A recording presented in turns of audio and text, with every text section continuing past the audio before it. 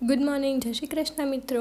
આજે તમારે એક મેરેજમાં જવાનું હતું અને ફટાફટ કપડાં ગોતવા લાગી અને મને કંઈ મળે એવું તો કોઈ દિવસ પોસિબલ જ નથી.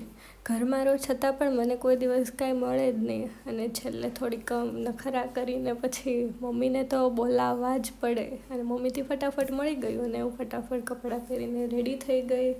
થોડોક મેકઅપ કાઢ્યો.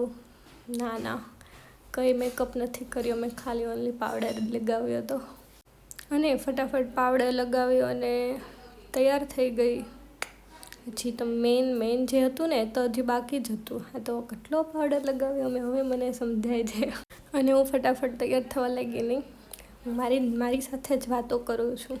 Ignore guys, please ignore. મારી આ ટેવ કોઈ દિવસ નહીં જાય પોતાની સાથે વાતો કરવાની અને કાચમાં જોઈને નખરા કરવાની, કોઈ દિવસ નહીં જાય.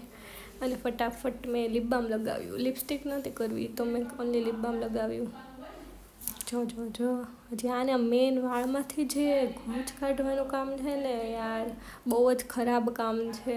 અને વાળ જાય તો અલગ જ વાત છે યાર, એ દુઃખ કાંઈ ખતમ નહીં હોતા.